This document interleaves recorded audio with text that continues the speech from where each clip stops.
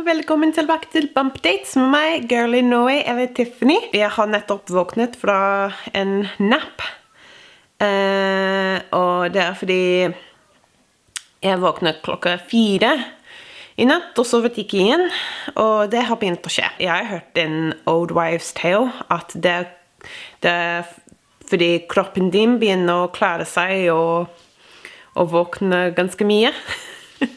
Og de ikke slapper av igjen fordi babyen trenger deg.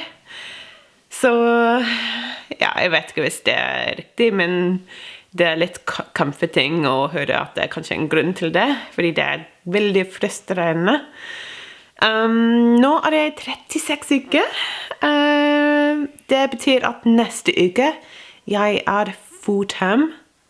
Så hvis hun kommer neste uke, er det helt ok. Det er wow. Jeg føler at dette graviditet har gått så fort. Jeg vet ikke hvis jeg sier det riktig, men jeg håper dere forstår hva jeg mener. Jeg føler at jeg har vært veldig heldig, faktisk.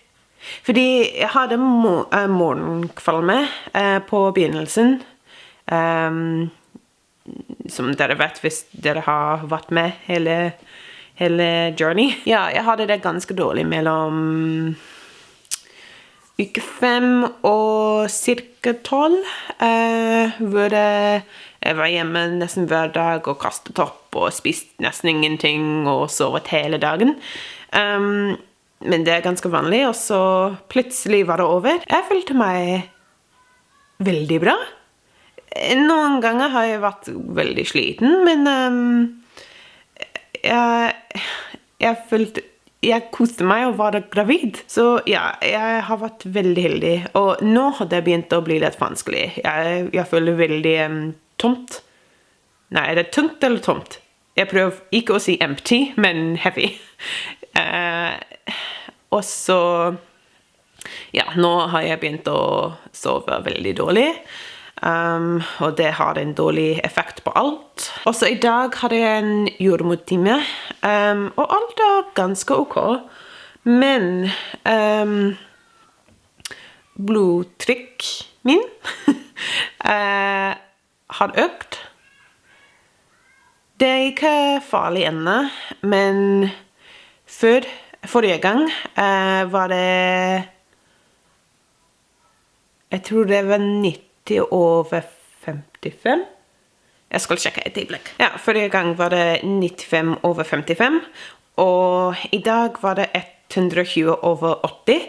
Og det er ok, men det er den høyeste de har lyst at det blir. For i dag, min høyeste blodtrykk var, jeg tror det var 116 over 69, og det var når jeg var 20 uker. Så jordmoren min var ikke bekymret, men hun har lyst for meg å komme tilbake neste uke, så de kan sjekke at det ikke fortsetter å gå. Hvis det gjør det, det er mulig at det er noe som heter hypertension, og det bare betyr at jeg burde slappe av litt.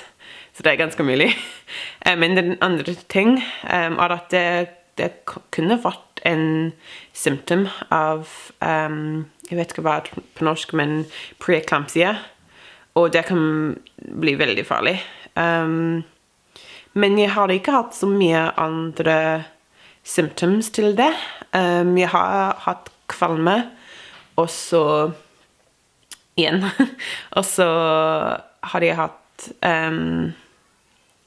noe vision disturbances, hvor jeg har ikke vært dizzy, men jeg kan se noe rart ting, ja, og det kommer ganske plutselig når jeg bare sitter på sofaen. Det er ikke at jeg står opp veldig fort eller noe, det er bare kommet. Men jeg har fortalt jordmoren min om det, og hun var ikke så bekymret, så man bare passer på at ingenting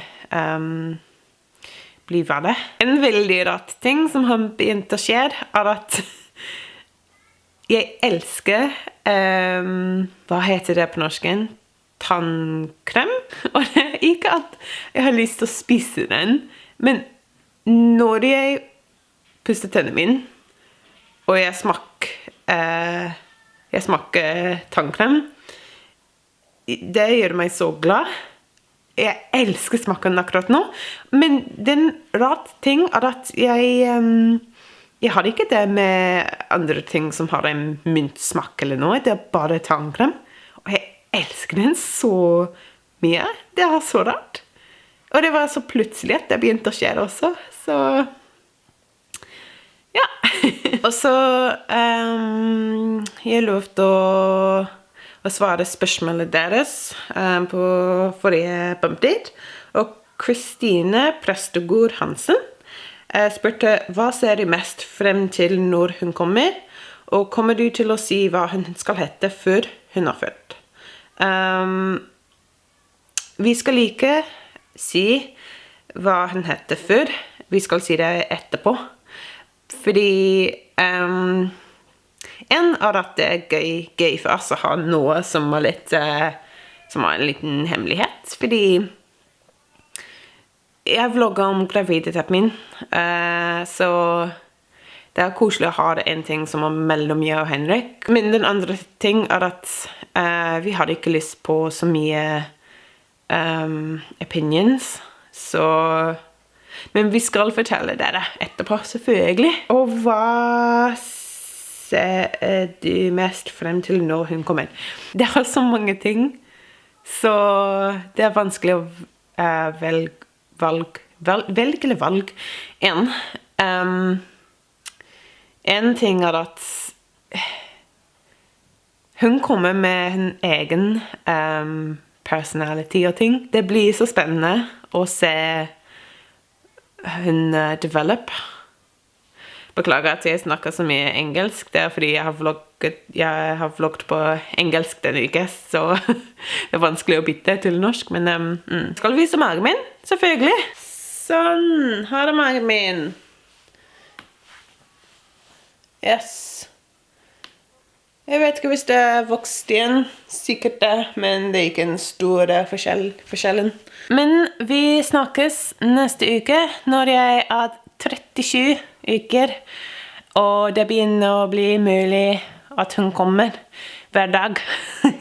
Husk å abonnere, og husk å skrive et kommentar hvis du har et spørsmål eller noe.